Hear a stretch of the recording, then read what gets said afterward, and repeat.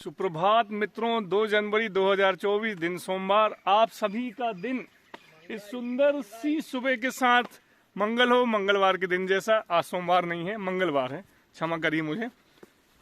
नदी का किनारा, सुबह सुबह की साइकिलिंग आरंभ हुई। आज संक्षिप्त साइकिलिंग के दौरान 2 किलोमीटर से लेके 3 किलोमीटर, 3 दूनी 6 किलोमीटर का आज का साइकिलिंग का टारगेट रहा। लेट उठने की वजह से कल मोगली लैंड जाना हुआ था, इस वजह से आज थोड़ा सा उठने में विलंब हो गया। आज आपको छोटी सी एक बेल दिखाऊंगा। बेल मतलब जो लता जिसे बोल सकते हैं, लता बेल। और उसका नाम आप बताइए क्या है, क्या हो सकता है, अनुमान लगाइए आप। वो लता जिस झाड़ में चढ़ जाए उस झाड़ का सत्यानाश कर देती है, अर्थात उसको सुखा देती है। ऐसा बचपन में हम सुनते आ रहे थे। और यहाँ जहाँ मैं चल रहा हूँ वहाँ पर उसकी बहुत बहुलता है। और ऐसा कहते भी थे कि यह जो लता है, यदि आपके घर में लग जाए, घर का सत्यानाश होने से कोई नहीं रोक सकता है। अब वो लता के रूप में आप उसे नशा समझ सकते हैं, दारू का, जुए का या अन्य दुर्व्यसनों का। ऐसी वह लता को वर्णित किया गया है, व उसकी ऐसी कल्पना की गई है। इस लता के बारे में चर्चा कर रहा था। ये देखिए, जिस झाड़ में चढ़ जाए उसका नाश हो जाता है। उसका पूरा पोषण तत्व है खींच लेती है और वह झाड़ कुछ दिनों के बाद सूखने की कगार पर आ जाता है। यह एरिया सब्जी वालों का एरिया। आप देखिए कितनी शानदार गोभी लगी है।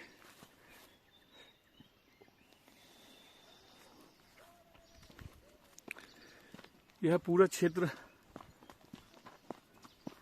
सब्जी वालों के नाम से जाना जाता है। काछी समुदाय जो कि इसी व्यापार में ज़्यादा ही लिप्त है, उनकी आजीविका का मुख्य साधन सब्जी लगाना है। यहाँ से लगाकर वह आसपास में लेकर जाते हैं। और इस पथ पर अभी मैं चल रहा हूँ, इसके आजू बाजू में वही आपको जो मैंने अभी दिखाया, उसका नाम आपको याद आ गया हो तो ठीक है, अन्यथा मैं आपको बताता हूँ। उसका नाम है अमर बेल। देखिए नाम तो इतना खूबसूरत है, लेकिन काम उसका खूबसूरत नहीं है। ये देखिए यहाँ भी अमर बेल है। नाम होना चाहिए था मर बेल, मतलब किसी पौधे को या किसी झाड़ को मार दे, लेकिन यथा नाम तथा गुण नहीं है, उल्टा है। अमर वो है, उस झाड़ को नहीं कर देती, मरबेल बना देती, मरबेल। ये देखिए ये पूरे झाड़ पर चढ़ी हुई है, ये देख सकते हैं आप। और यह है अमरबेल। जिस झाड़ में लग जाए समझ लीजिए उसका जीवन नाश हो जाता है। इसकी उपमा दी जाती थी पहले वृद्धों के द्वारा, सयानों के द्वारा, कि ये अमरबेल रूपी नशा है, आपके घर में हो गया है ऐसा वैसा, इससे बचो, नहीं तो ये। हम जब छोटे थे स्कूल में, हमको हमारे टीचर यहाँ पर भी देखिए, यहाँ पे यह है अमरबेल का एकदम क्षेत्र ही कह सकते हैं। देखिए पूरे के पूरे इसने झाड़ को जकड़ के रख ली है। और इसके जो पत्ते वगैरह हैं, पूरा इनका जो रस रहता है सोख लेती हैं, पूरा का पूरा यह क्षेत्र। और इसकी एक बेल को लेके आप दूसरे झाड़ में डाल दीजिए, दूसरी किसी पौधे के ऊपर, तो वह एकदम फैल जाती है। इसकी कोई कुछ नहीं, इस झाड़ देखिए सूख गया पूरा, और इतनी जकड़ लेती आप देख सकते हैं। एकदम लता जैसी रहती, जैसे बोलते हैं रस्सी जैसे। और यह सुंदर सा नदी का नहीं है, नाले का किनारा। और यह अंधाधुंध वृक्षों की कटाई चालू है, क्योंकि लोगों को अपना देखना है। खेती करने के लिए ज़मीन की दायरा बढ़ाना है। उस दायरे को बढ़ाने के लिए वह आसपास खेत के जो वृक्ष रहते हैं, इतने पुराने वृक्ष, उनको काट देता है। जबकि मुझे ऐसी जानकारी है कि कहते हैं कि मैंने एक लेख पढ़ा था कि कोई भी पत्ता हो वनस्पति का, वह पत्ता अपने जीवन काल में 3 करोड़ रुपए की ऑक्सीजन देता है। 3 करोड़ रुपए का उसका अनुपात कैसा लगाया गया होगा कि हम जब अस्पताल में कोई भर्ती होता है तो जब उसको ऑक्सीजन के सिलेंडर लगाए जाते हैं तो उसकी तुलना की गई होगी शायद कि एक ऑक्सीजन का सिलेंडर कितने का आता है। उस वजह से ये देखिए फार्म, गोभी लगी हुई है यहाँ पर। तो ऐसा वह 3 करोड़ रुपए का आंकलन किया गया है कि एक पत्ता, छोटे से छोटे झाड़ का भी पत्ता, अपनी आयु काल का 3 करोड़ रुपए मूल्य का ऑक्सीजन हमें देता है। लेकिन मनुष्यों को उसकी वैल्यू नहीं है, उसका महत्व नहीं है, और कुछ ही रुपयों के लिए इतने विशाल विशाल वृक्ष वह काट के रख देते हैं। प्रकृति के ऐसे नज़ारे देखने के लिए भाई आपको घर से निकलना पड़ेगा और कुछ दूर चलना पड़ेगा हमारे जैसे। और सुबह से आप निकलें तो बहुत अच्छा है। आपसे हमेशा विनम्र अनुरोध करता हूं मैं कि अपने व अपने परिवार के स्वास्थ्य के लिए और खुद मानसिक रूप से सशक्त होने के लिए, शारीरिक रूप से सक्षम होने के लिए आप सुबह सुबह अवश्य उठिए। इस झाड़ में भी अमरबेल लगना आरंभ हो गई है और ये अमरबेल खुद ही बढ़ती जाती है। छोटा सा आप उसको टुकड़ा लाके कहीं डाल दीजिए तो वो पूरे झाड़ को एकदम जकड़ लेती है। और आजू बाजू में यहाँ जहाँ जा रहा हूँ एक कच्ची रोड है पूरी, और आजू बाजू की दोनों को साइड आप देखिए, यहाँ पर अमरबेल, ये देखिए अमरबेल ने अपना कब्जा करके रखा है और इस झाड़ों को नाश कर देती है।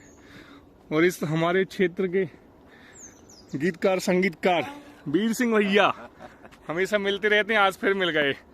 और बढ़िया, बहुत दिन बाद मिल रहे हो। आने जानो कम होगा का? दुकान ही नहीं आ रहे हमारे। दुकान भी नहीं आ रहे हमारी, काम ही नहीं। चलो ठीक, मिला थे। दिखाया मैंने, ये क्षेत्र पूरा अमरबेल से लबरेज है। आजू बाजू आप देखिए, यहाँ पर तो पूरी अमरबेल है। यह है अमरबेल।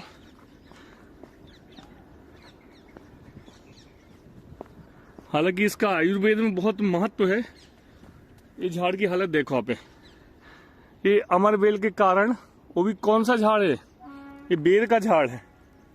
हालांकि कटिंग हो गया पर उस झाड़ को उसने पूरी आगोश में लेकर उसे नाश कर दिया। तो ऐसी अमरबेल होती भाई। इस अमरबेल से बचने के लिए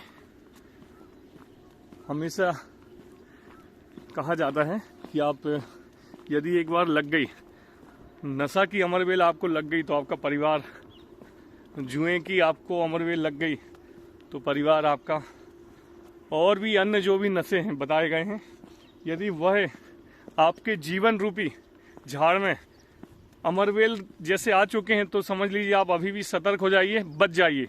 अन्यथा ऐसे अमरबेल से निकलना मुश्किल हो जाता है। यहाँ पर भी खेत है। तो सुंदर सुंदर सी सुबह 2024 का आज दूसरा दिन मंगलवार, आप सभी के जीवन के लिए मंगलदायी हो। ऐसी में प्रभु से, ईश्वर से कामना करता हूँ। मध्य प्रदेश में गेहूं की फसल, उसका छोटा सा रूप आप देखिए।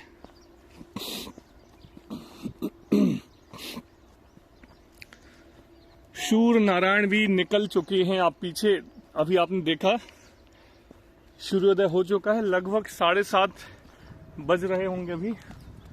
और आज संक्षिप्त सी यात्रा पर मैं निकला।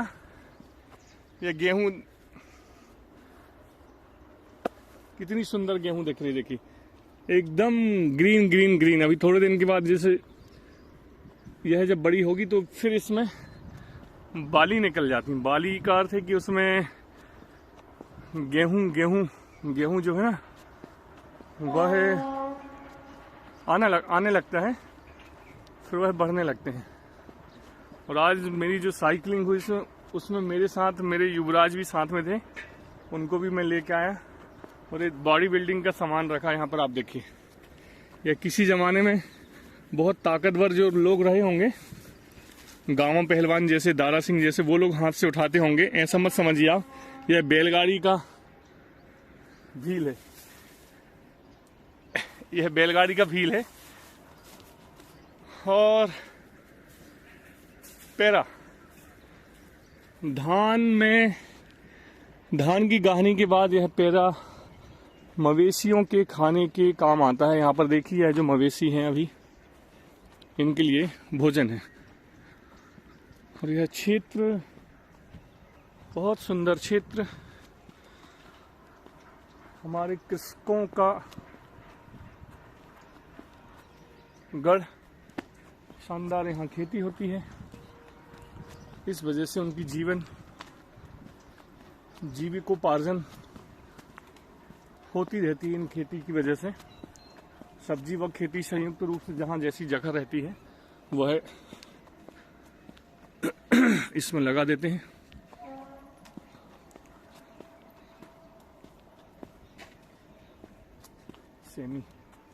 सेमी की बोला जैसी है।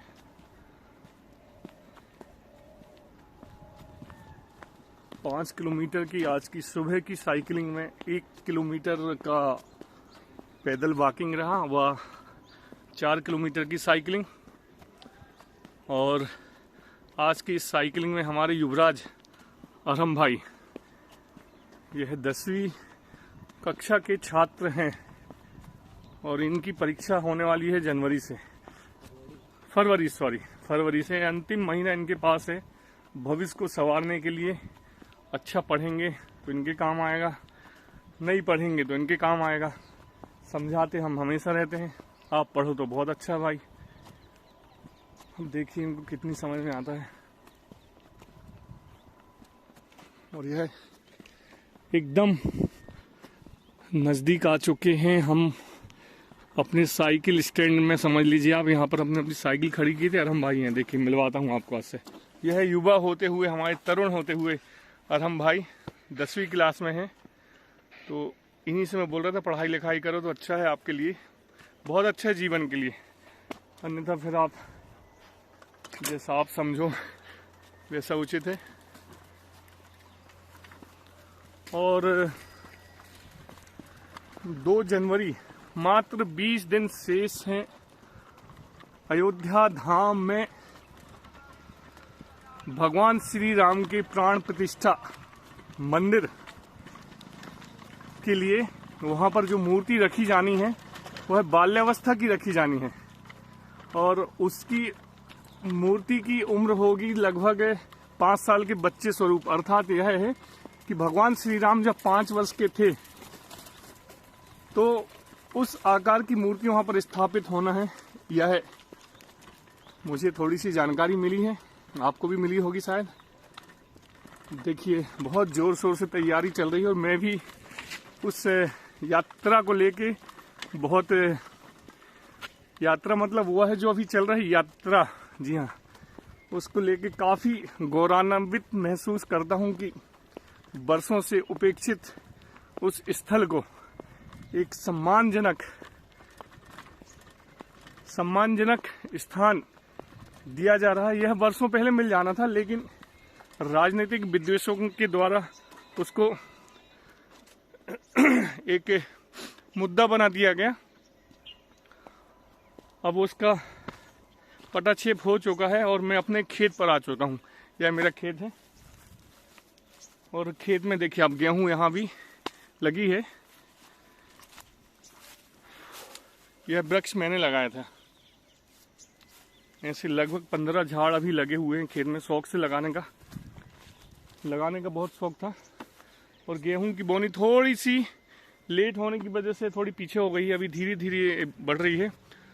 तो आज की सुंदर सी सुबह के साथ आप सभी का हार्दिक अभिनंदन है। आपका दिन मंगलमय हो, आप स्वस्थ रहिए, अपने व अपने परिवार का ध्यान रखिए। फिर से मिलते हैं हम अगले ब्लॉग तक। आप सभी को सादर जय जिनेंद्र, वंदे मातरम, जय श्री राम।